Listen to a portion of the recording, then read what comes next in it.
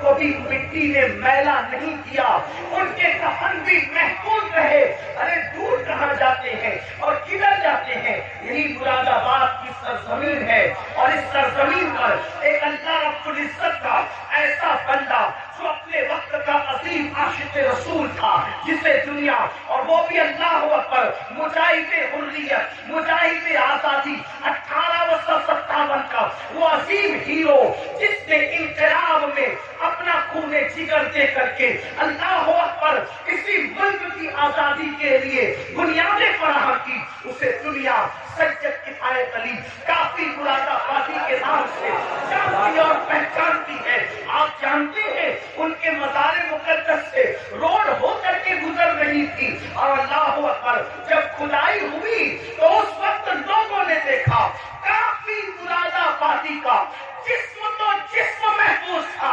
لیکن کفن کو بھی مٹی نے میلا نہیں کیا تھا۔ اس کی زندگی ہے اللہ اکبر، یہ اللہ کے وفادار لوگوں کی زندگی ہے، یہ اللہ اور رسول کے وفادار لوگوں کی زندگی ہے۔ کافی مراد آبادی کا ذکر آیا تو ایک بات میں اپنے جوانوں کو بتانا چاہتا ہوں، اس لیے کہ یہ مراد آباد کے قریب کا علاقہ ہے، بلکہ مراد آباد کا ایک حصہ ہے۔ تھوڑا سا یاد رکھنا، ہم نے اپنے اسلاف کو بلایا، میرے پیارے آقا علیہ السلام کے پیارے دیوانوں، ہم بہت عشق رسول کی بات کرتے ہیں، ہم بہت محبت رسول کی بات کرتے ہیں، لیکن بڑی معذرت کے ساتھ بڑے بڑے علماء موجود ہیں، حضرت مفتی صاحب قبلہ بھی یہاں موجود ہے۔ اگر میں غلطی کروں، حالانکہ میرا کوئی علمی معیار نہیں، میرے تقوی کا کوئی معیار نہیں، میں آپ سب سے زیادہ گنہگار ہوں، علمی حیثیت بھی میرے پاس کچھ نہیں، لیکن میں آپ کے سامنے یہ بات رکھنا چاہتا ہوں، جتنا ہم عشق رسول کا دعویٰ کر رہے ہیں اتنا عشق مصطفیٰ میں ہم کمزور ہیں۔ یاد رکھنا، جس دن مسلمان سچا عاشق رسول بن جائے، ہم نعرے والے عاشق بنے، ہم کھچڑے اور شربت والے عاشق بنے، ہم بریانی والے عاشق بنے، لیکن ہم نے سچے عشق رسول کی طرف کبھی قدم نہیں بڑھایا۔ بڑی معذرت کے ساتھ آج لبیک یا رسول اللہ کے نعرے تو بہت لگ رہے ہیں، مجھے اس نعرے سے کوئی اختلاف نہیں، مجھے بہت اچھا لگتا ہے جب کوئی لبیک یا رسول اللہ کہتا ہے۔ کبھی سوچا لبیک یا رسول اللہ کا مطلب یا رسول اللہ میں حاضر ہوں، حضور کہہ رہے ہیں نماز کے لیے آ، کیا کبھی کہا یا رسول اللہ میں حاضر ہوں؟ حضور بلا رہے نماز کے لیے آ، وہاں سے تو غیر حاضر ہے۔ حضور فرما رہے اپنے چہرے پہ داڑھی سجا، وہاں سے غیر حاضر ہے۔ حضور فرما رہے ماں باپ کے حقوق ادا کر، وہاں سے تو غیر حاضر ہے۔ حضور فرما رہے ہیں اپنے بھائیوں کے حقوق ادا کر، وہاں سے تو غیر حاضر ہے۔ حضور صلہ رحمی کے لیے فرما رہے ہیں، وہاں سے تو غیر حاضر ہے۔ حضور بیوی کے ساتھ اس نے سلوک فرما کا حکم فرما رہے ہیں، وہاں سے تو غیر حاضر ہے۔ حضور بچوں کی اچھی تربیت کے لیے کہہ رہے ہیں، وہاں سے تو غیر حاضر ہے۔ حضور پڑوسیوں کے حقوق کی بات کر رہے ہیں، وہاں سے تو غیر حاضر ہے۔ پھر کس منہ سے تو لبیک یا رسول اللہ کا نعرہ لگا رہا ہے؟ ہر نیکی کی جگہ سے تو غیر حاضر ہے، اور پھر کہاں تو حاضر ہونے کی بات کر رہا ہے؟ تو بڑی معذرت کے ساتھ ہم نعرے والے عاشق بنے، ہم لوگ اپنی طبیعت کے عاشق بنے، مگر یاد رکھو اس شام تو وہ تھے کہ جب رسول اللہ کے منادی نے اعلان کیا چلو مصطفیٰ جان رحمت سروں کے نذرانے کو لے کر کے بلا رہے ہیں، تو پہلی رات کی دلہن کو چھوڑ کر کے سر کٹانے کے لیے وہ جوان آ جاتا ہے، وہ سر کٹانے آ جاتے تھے، ہم سر جھکانے کے لیے آنے کو تیار نہیں ہے۔ حضرت کافی مراد آبادی کی بات چل رہی تھی، ہم وہ کیسے عاشق تھے، کیسے اس شاخ میں سے تھے۔ اللہ اکبر، جب ان کو پھانسی کی سزا وہ لوگوں نے اپنے طور پر دینے کی کوشش کی، حالانکہ وہ کوئی سزا نہیں تھی، عشق کی سزا نہیں ہوتی، عشق میں تو مزہ ہوا کرتا ہے۔ حضرت نظمی مہریزی رحمت اللہ علیہ نے بڑی پیاری بات کہی ہے، کہتے ہیں عشق کا جرم ہے پھانسی کی سزا دو مجھ کو، عشق کا جرم ہے پھانسی کی سزا دو مجھ کو، اور کرے یار پہ مجھ کو یہ سزا دی جائے، اور کرے یار پہ مجھ کو یہ سزا دی جائے۔ حضرت کافی مراد آبادی سے کہا جاتا ہے اللہ اکبر، ہر مرنے والے سے پوچھا جاتا ہے، ہر پھانسی جس کو دی جاتی ہے، جس کی گردن پہ تلوار رکھی جاتی ہے، جس کو دنیا سے رخصت کیا جاتا ہے، اس کی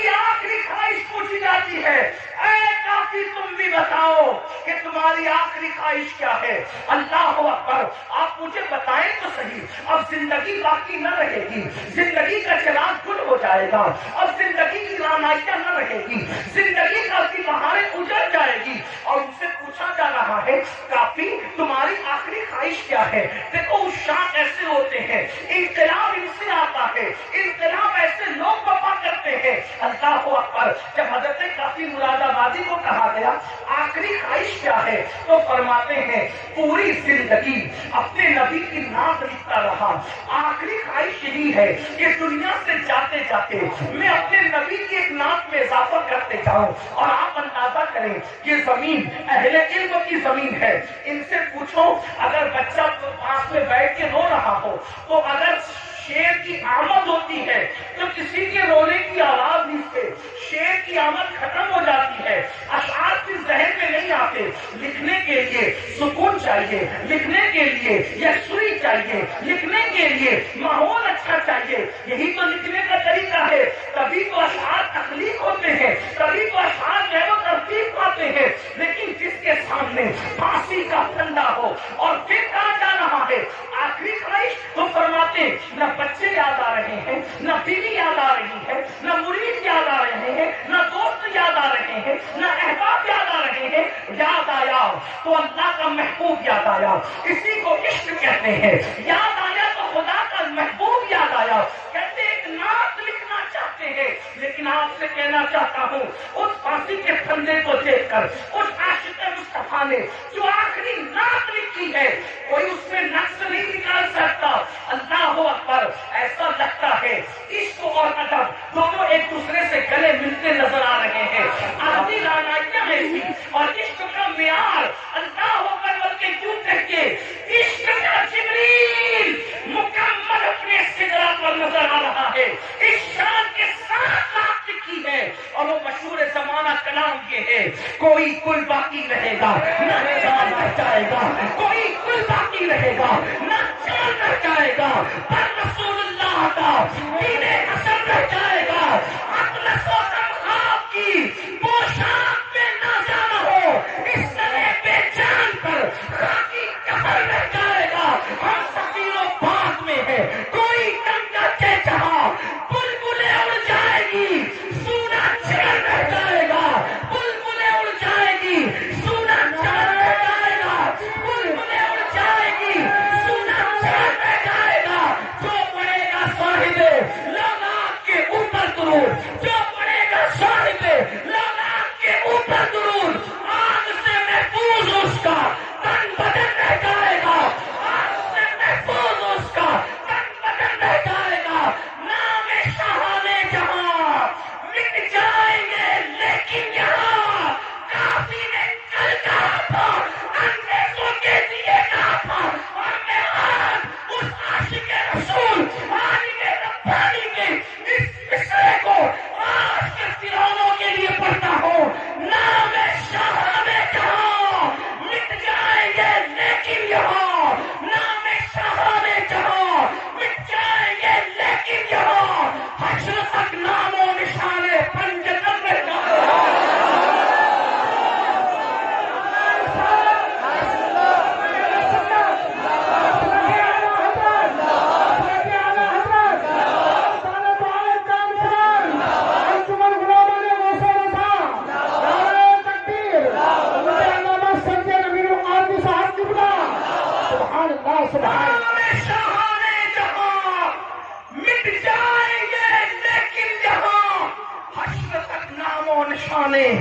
پنجتن رہ جائے گا اور سب فنا ہو جائیں گے، سب فنا ہو جائیں گے، کافی وہ لیکن حشر تک، سب فنا ہو جائیں گے کافی وہ لیکن حشر تک، نام حضرت کا نعت حضرت کا زبانوں پر سخن رہ جائے گا،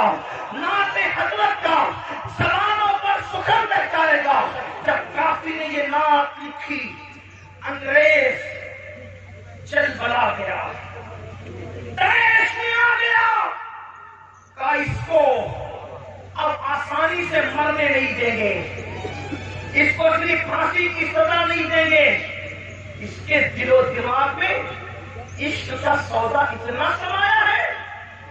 اب اس کو بہت درد اور دکھ دے کر کے ماریں گے۔ یہ ہمارے بزرگوں کی قربانیاں آج کے تناظر میں دیکھو، آج کے ظلم زیادتی کے ماحول میں دیکھو، کافی کو آسانی سے نہیں ماریں گے اور دکھ دے کر کے ماریں گے۔ دکھ کیا دیں گے؟ اس زمانے میں جو استریاں ہوتی تھی وہ کوئلے کی ہوتی تھی، اندر کوئلے ڈال کر اس کو گرم کیا جاتا تھا۔ حضرت کافی مراد آبادی کو کوئلے کی استری کے اندر کوئلے ڈال کر جب آگ دہکائی گئی تو کافی کے بدن پر وہ استری چلائی، جسے آپ آئرن کہتے، جسے پریس کہتے، وہ استری حضرت کافی کے بدن پہ گرم گرم چلائی گئی۔ جب کافی کے بدن پہ گرم گرم چلائی گئی، ادھر وہ استری چل رہی تھی اور ادھر عالم بیداری میں کافی کے سامنے مصطفیٰ جان رحمت کا جلوہ موجود۔